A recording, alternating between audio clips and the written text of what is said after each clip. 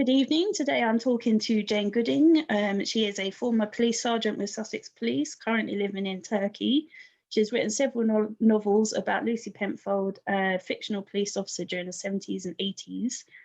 Good afternoon, Jayne. Would you like to tell us a little bit more about yourself and your journey to becoming a writer? Good afternoon, Donna, and thank you for interviewing me. And hello to everybody that's watching. Now, my story is a little bit long, and I will try and keep it short. But the reason that I wrote my books is because I felt that I needed to, and I'll tell you why. I was born in Plymouth, in Devon. I had fabulous parents. My mum and dad were beautiful people. I was one of three little girls that they had at the beginning, and then my brother came along 10 years later. But being one of three, I was the middle girl, and there was only a couple of years between each of us. So very young, beautiful mother. I think she was 22 when she had three little girls, which is, quite a feat when I look back on it. Um, she was amazing. She always looked stunning. She looked like a film star. All her family did. She was a beautiful cook. She made our dresses. We didn't have much money. We lived in a council house, but it was impeccable. Everything was beautiful. The garden was beautiful. I never came home from school without a hot meal ready and waiting. And it was a lovely life. Apart from the fact that there were three girls, and my mum treated us like we were triplets. I felt like one of the Andrews sisters. She dressed us all the same. And if anybody's old enough to remember what the Andrews sisters were like, they'll know that we all wore the same dresses, the same gloves, the same shoes, the same socks. And I hated it.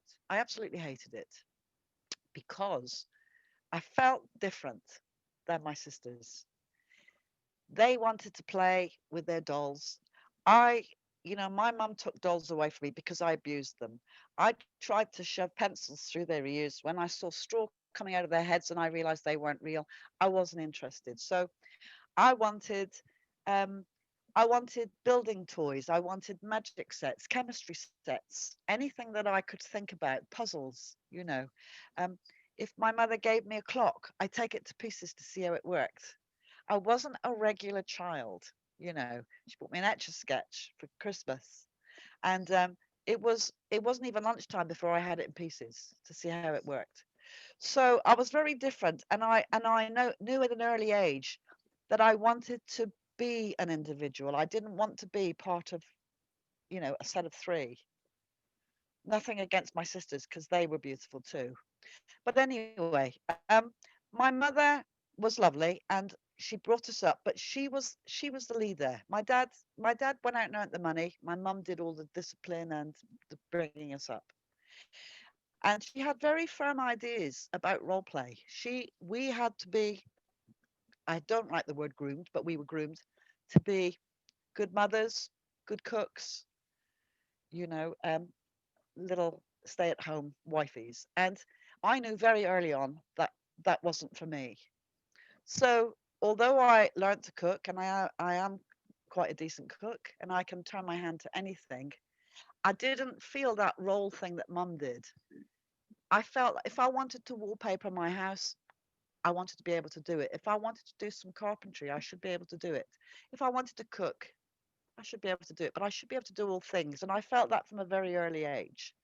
And so when I passed the 11 plus and I went to again different school than my sisters, um, my mother asked me, "What do you want to do for a living?" And I said to her, "Well, I want to go to university and I want to study psychology and then I want to go backpacking around the world." And she said, "No, why would you want to be a psychologist?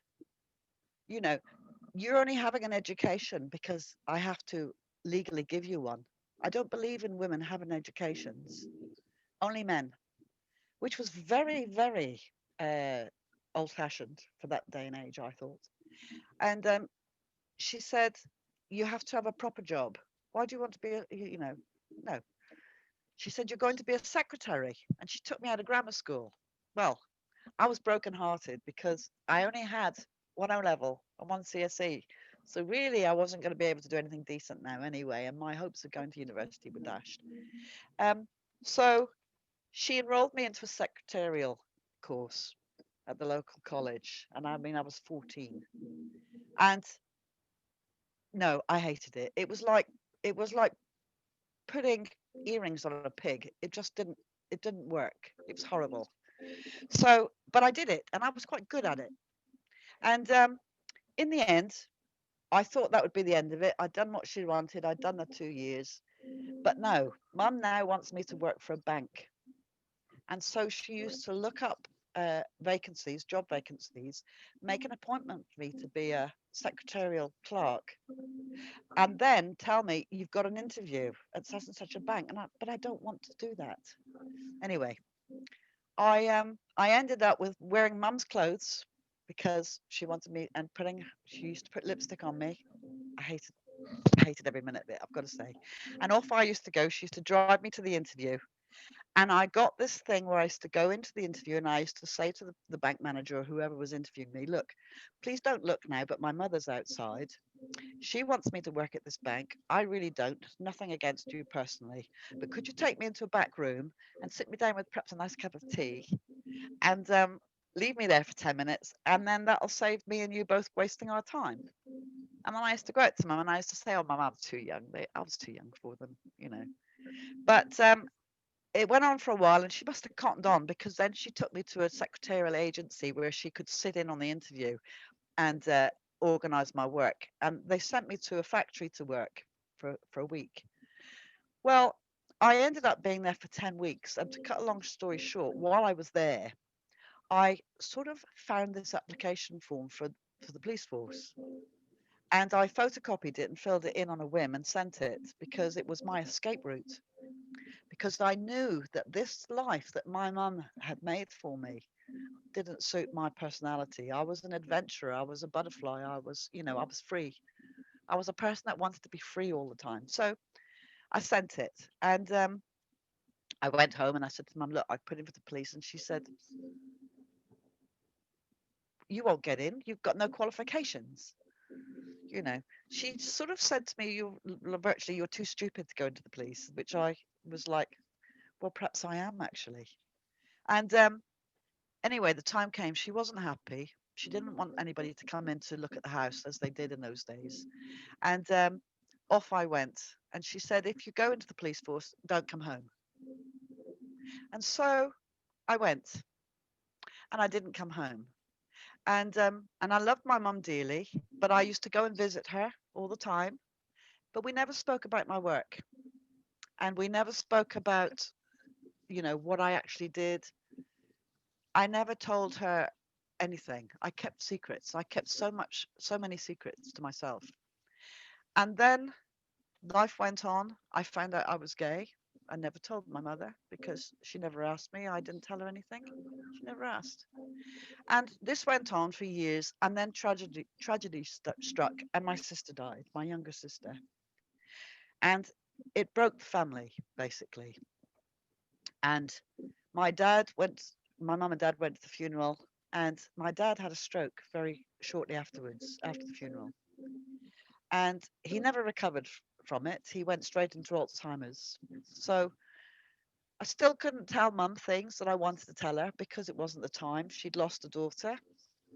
All sorts of things happened to me in the meantime. My dad went on for 8 years. My mum nursed him. She was marvelous with him. She looked after him and till he died. And then right after he died, mum was diagnosed with Alzheimer's too, and which was terrifying because she knew what was going to happen to her. She'd nursed my dad through it. And so I was living in Turkey by then. I'd retired, you know. I'd done my 30 years and I came over to Turkey to live. There was lots going on. It's all in my books, The Adventures of Lucy. And I kept flying back to home. My brother and sister were amazing. They looked after mum. We'd promised that we'd never put her into a home, and we never did. Um, and all the things that I wanted to tell mum, I couldn't because now she had Alzheimer's.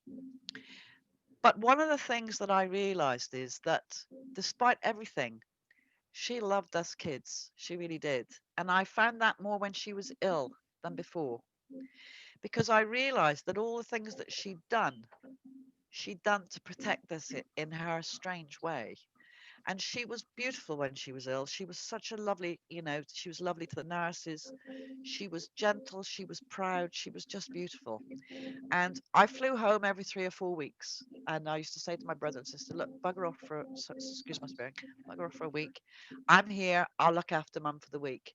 And then mum died after 5 or 6 years, and it broke us again. And I had all these things locked in. And so I thought, I'm going to have to write. I'm going to have to put them into my books. Because I'd always wanted to write a book. I'm going to put them into books. And so I made up this Lucy Penfold, but actually Lucy Penfold is me. And it goes through 10 years at a time. Each book, it's a trilogy.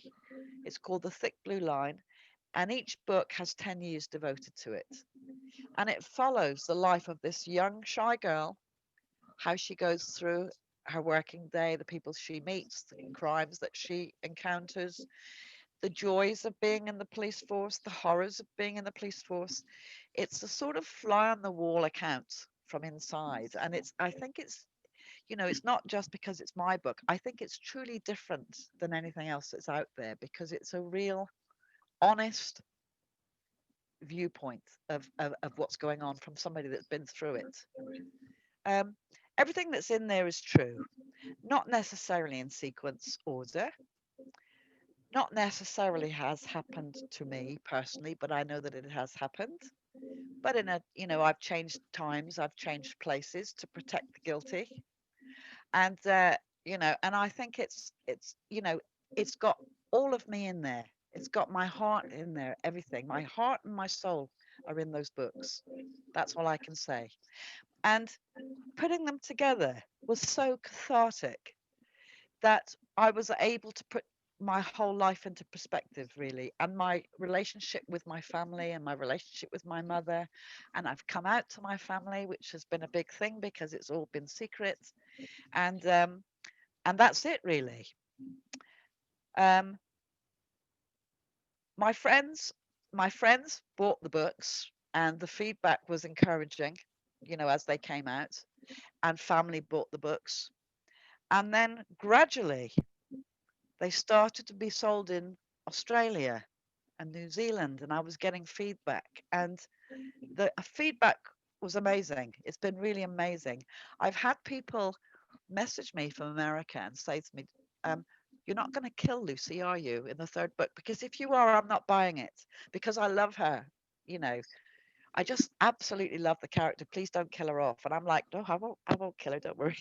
you know, so that's been really encouraging. And lately, especially with COVID lockdown, I found that my books are really snowballing now, and they're going in all directions all over the world, which is fantastic.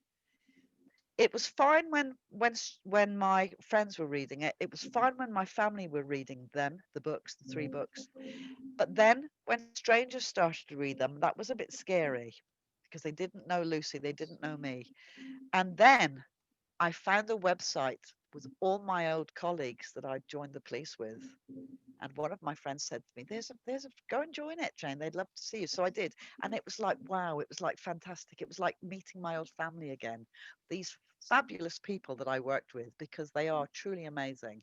I have worked with amazing, brave, beautiful people, really.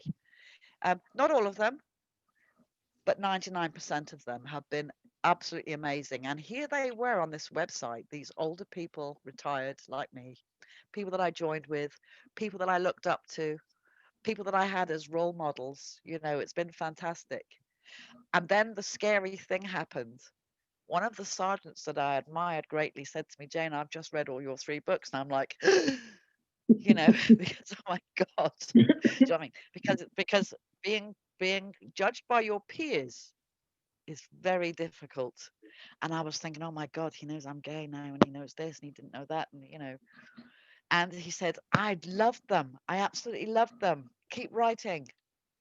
And one of the things that's happened recently is I've been told by so many people, I've been messaged by complete strangers, don't leave it at book 3. Where's book 4? I have to have another one. And I felt like, no, I can't write another one. I'm only writing the trilogy. But I've been persuaded, cajoled. I've been made to feel obliged to write the 4th book. So the 4th book is now out there, or will be shortly. I'm hoping that it will be out and available in the 2nd week of January. And it's called The Climb, because it's obviously not part of the trilogy, but whoever's out there that wants to know what happens to Lucy Penfold, The Climb will tell you. So that's it, really. I've had an amazing life. I really have. I've been surrounded by amazing people. I'm in Turkey now. I've got equally amazing people around me, beautiful friends. I'm a very, very lucky person. But the other reason that I wrote the books is because when you lose your parents, it's very hard. And I hope people will relate to what I'm saying. It's hard to be an orphan, you know, because you think your parents are going to live forever if you're like me, a little bit of a Peter Pan personality, I suppose. And there is this thing that happens when you lose your parents, that not only do you have this huge hole in your heart, but your own mortality becomes important. And you realize that in the general scheme of things, you're next, you're the next generation to go. And that's pretty scary. And so I did a lot of thinking inwardly, and I realized that what sort of footprint am I leaving behind? I've got no children. I've got my relationship, blew out and went. And I won't spoil anything by saying more than that. And here I am by myself, and people will say, "Well, who was Auntie Jayne?" And so the books are out there, and they're always going to be out there. And that's why they're there, because that's what I leave. I may not leave children, I may not carry on my name, but I've left my books. If anything happens to me, which I'm hoping is not in the foreseeable future, not in the near future, but when it does, I'm still leaving a piece of me here. And that's what it's about for me. I'm not a seasoned writer. I'm just an ordinary person that felt I had a story to tell. So, I mean, I do gabble on as well. Yes. Um, so what was the funniest experience you had when you were a police officer? Well, a hard one. That really is hard. I guess it's got to be, although it wasn't funny at the time for me. We went, I'll try and keep this short, but we went to a block of flats once, and through the glass, the postman had seen this person standing, but he'd seen him every day. And suddenly there was this smell, clear that the person that was like 6 floors on a block of flats was dead. And so he called the police. And when we looked through the letterbox, sure enough, there was this guy standing in front of the door. It was one of those glass doors with the pieces of metal through it. And he'd actually hung himself. And so we got in. But the trouble is, when people are dead, they're very heavy. And there was only 2 of us. And I made the mistake of going in first. So I was behind, and I was trying to get the noose for evidence. And the guy fell forward, and the policeman that was in front of me ran out of the Yale locking door and left me with this body that now had his head against the door and me behind him, trying to hold him by myself. Well, I couldn't. He was too heavy. And so I'm locked in. I can't get out. I'm 6 floors up, and I'm locked in with this this poor man that's been dead for days. You can only imagine the smell. And so I'm sort of heaving, and I'm running to the window, put the window up, and I've got my head out of it, and I realize there's no way out. I'm going to have to be got out by the fire brigade. But my whole crew turn up and throw out a picnic blanket outside the window and start having a picnic and saying, Sarge, hi, would you like a sandwich? And I'm stuck with this putrid body 6 floors up, and they thought it was hilarious. I mean, I wasn't feeling that it was particularly funny at the time, but I did see the funny side afterwards. But there's so many things. I mean, being in the police, it's not all very serious. We had such fun, especially in the 70s and 80s. There were such characters as well. I think the police force may have lost a lot of their characters, but we had such amazing people. I go to that website now where there's people that I join and I think, oh my God, I used to absolutely love you. You were my hero. Just clever people, clever detectives, clever sergeants, brave people, an amazing bunch of people. I love them. Hats off to them. Yeah. Are you glad you're not still in the police now with how things are? I am. I think they've got a real tough job now. I mean, it always was a tough job, but I think it's made more tough by um, the lack of personnel, really, the shortage of staff. That there's not so many of them, and all credit to CBOs and everything because they've got the tough job too. But I don't think there's as many out there as we had. You know, because there's far more crimes than we ever had to deal with. Do you know what I mean? So yes, I'm not sure that I would make it today. I don't know. I don't I'm sure know. you I would. think it's tough. It's gonna be tough for them out there. Yeah, absolutely. Especially with COVID and yeah. Would I like to do it now? Not really. Things were simpler. We didn't have the uh pepper sprays or the what's the other thing called? The taser. You know, I didn't have those. People used to say to me, "What do you use for a weapon?" And I used to say my tongue, because I could make grown men cry with my tongue. We didn't have anything when I joined. We had nothing to protect it. We had a little purse-sized truncheon, and it literally was a purse-sized truncheon. I mean, it was ridiculous. But yeah, I always had my tongue to protect me, and it worked. Gives me a good old tongue lashing. Yeah. Yeah. um If you were you ever inspired by anyone to any authors or anything to write, or is it just because you wanted to tell your story? Um, it was just because I wanted to leave a piece of me behind if I ever snuff it. That's what it was about. Um, have I been inspired by people? Yes, but not always writers. I'm not an avid reader. I'm inspired by all sorts of people from all sorts of walks of life. Absolutely. I look at people here, it doesn't matter what they've done for a living. Some people have just got beautiful souls, and I'm inspired by that. Do you know what I mean? I'm inspired by people's brains and people's intellect. And yeah, I'm inspired by a lot of people.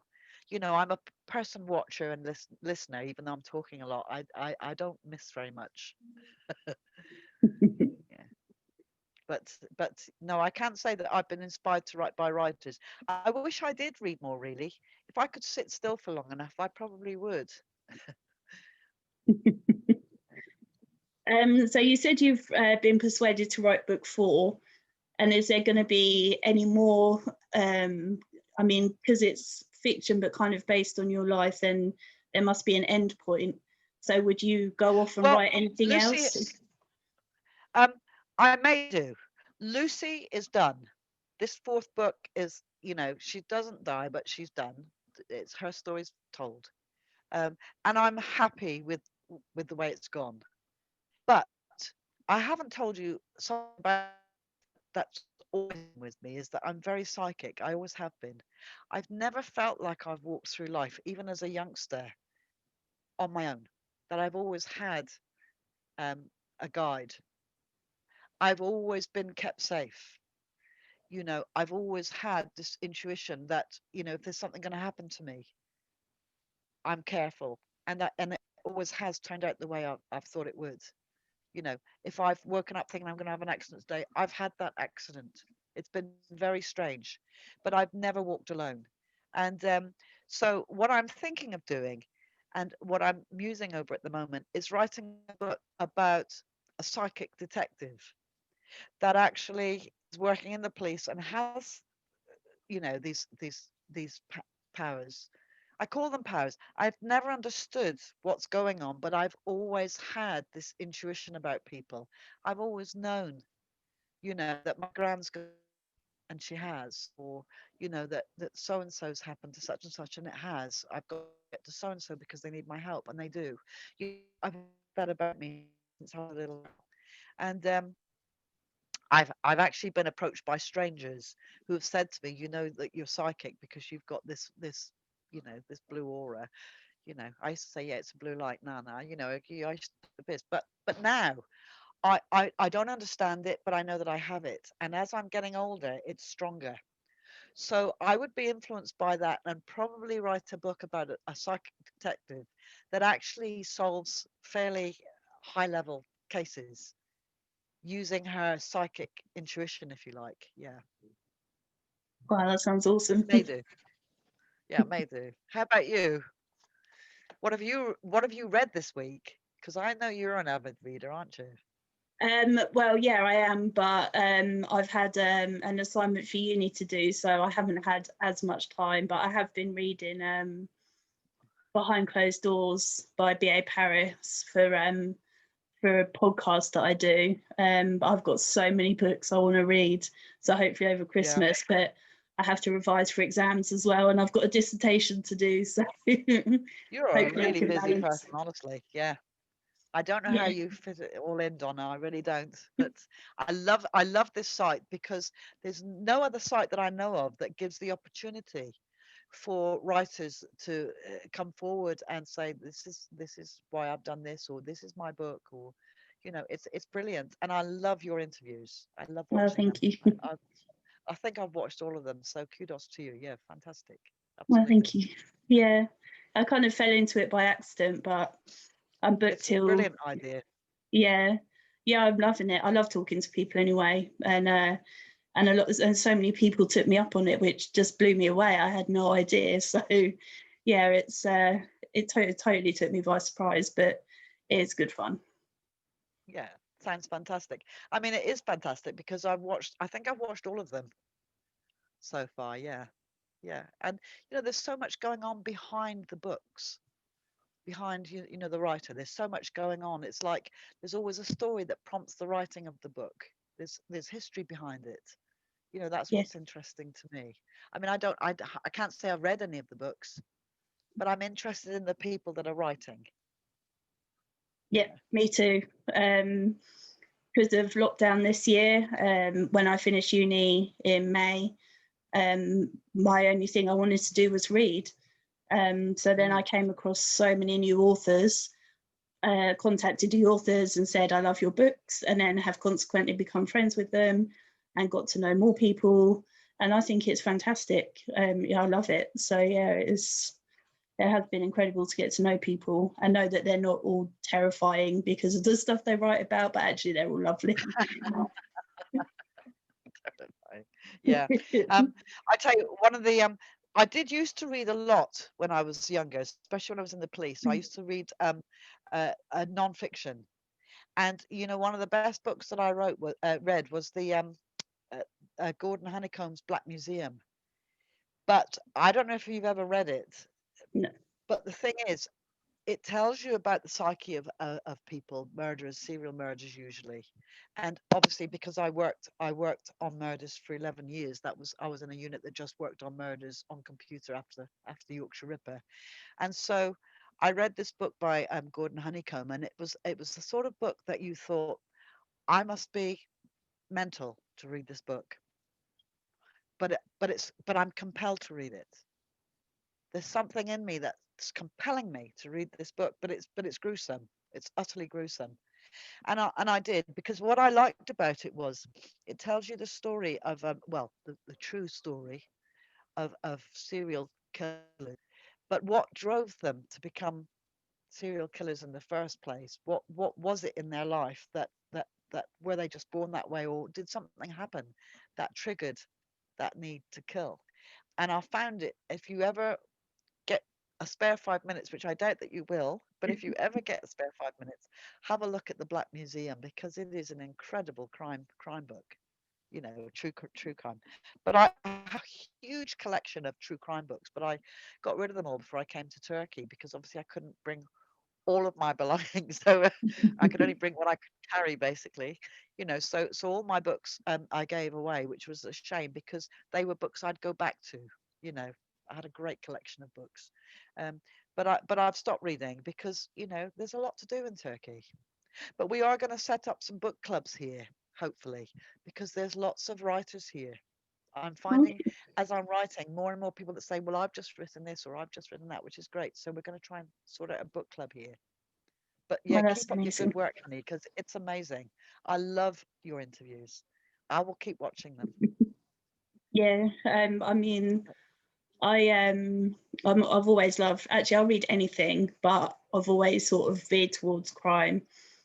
And my degree is actually in forensic science, so that's how much it interests me. So, I also have read non-fiction. I've read Mindhunter, about the guy that for the FBI that is a criminal profiler. I've written a book by the guy that invented PCR, which is a way of looking at DNA and stuff. So yeah, I will read anything. I mean, um, yes, you've just prompted me to think about something actually. And I was going to say, I've been so lucky in my service to do the 30 years because there's been so many things that have changed in my service. We've had the miners' dispute, we've had the Green Goddesses in from the army, but mostly one of the biggest changes was DNA change. You know, forensic science has come so far. Even since I joined, these cold cases that are coming back now that are being reinvestigated and being solved purely because DNA has come such a long way that when I first started and DNA came out, you could pin, say, a murder down to anybody in this country. And then it was like in this county. And then it's like in this village. And then it went to this family, what is it, strands of DNA. And now, I mean, it did get to where it could be one of identical twins. But now it's this one person in the universe, basically, which is mind blowing that we all Yeah, have totally different DNA. And I envy you for studying forensic science because it's so fascinating. Having seen forensic scientists and what they do, in my lifetime while I've been at work, and you've called out forensic scientists, it's fascinating, absolutely. So yeah, good on you. And I bet you're so interested in it because it is totally absorbing. yeah. Yeah, mind blowing. Yeah. Yeah, I mean, DNA, we still don't know, I think, what 93% of our DNA does. It's just there.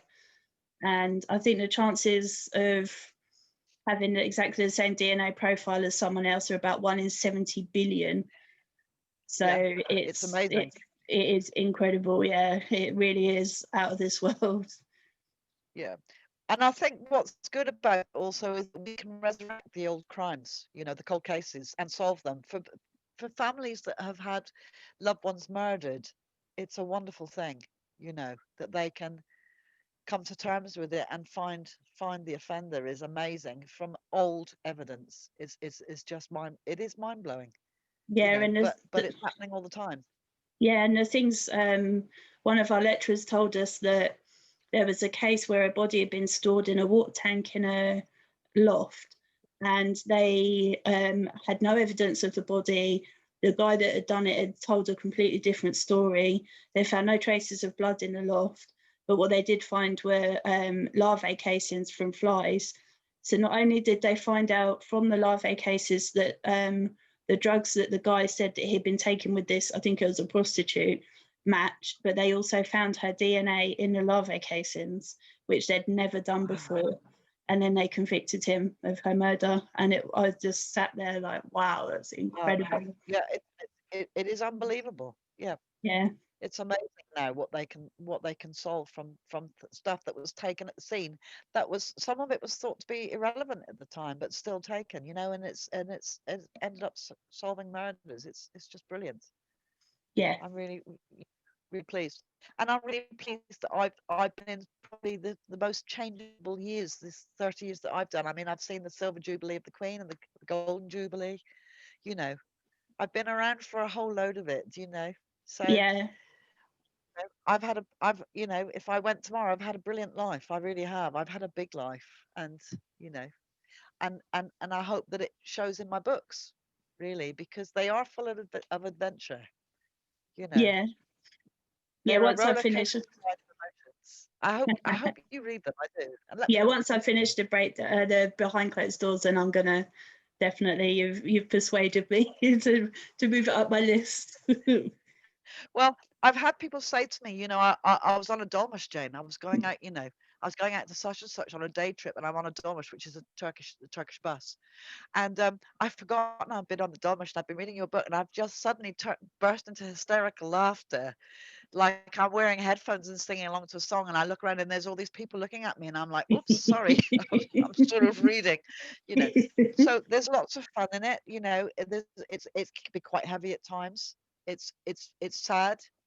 It it'll make you cross, I think, the reader, but it's a roller coaster of emotions. It will, because actually I loved my job. I absolutely loved every minute of my job. Would I do it again? Yeah. If I knew now what I knew then, I would join again, but not in these times. I like the old times, when we drove the Mars 1000 and, you know, it was different. I don't know, it was different. People don't seem to have so much time for each other these days, or, even some of the criminals were lovely, you got to know them and you've got to talk to them, and, you'd have people living rough. I had people on my patch when I went out at on night shift, and I'd pack them sandwiches and Christmas things and eat them because they were living on the street and they'd been on the street for years, and they had stories to tell, they were amazing. And I used to sit there and they used to pick me a rose that they pinched from somebody's garden and things like that.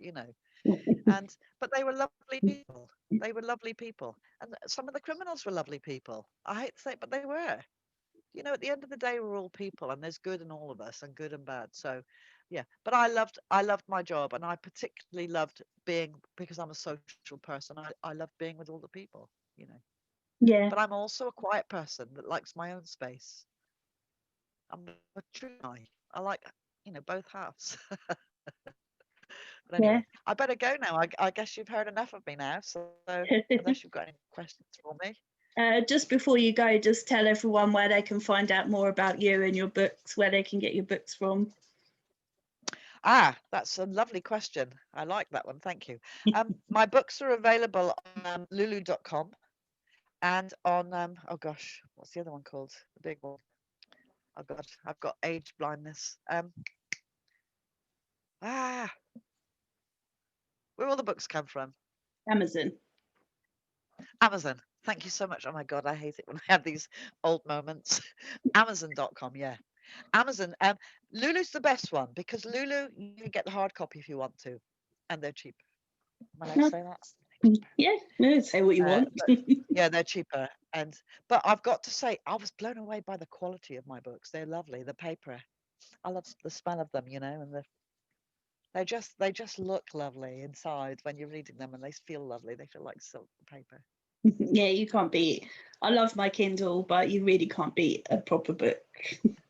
No, you have to sniff them, don't you, before you read a proper book, Yeah, I've I got one like them. here. I got this Oh yeah. today. My signed copy from Tony Forder. Yeah, so it's going to bed with me tonight. Oh, that's Yeah, lovely. I seem to have quite a collection all of a sudden of signed books, so it's amazing. I had to put up new shelves and everything. Right. Okay, darling. Well, I'm going to love you and leave you if unless there's anything else for me Nope, I don't that think you so. I want to can't think ask of me, anything. because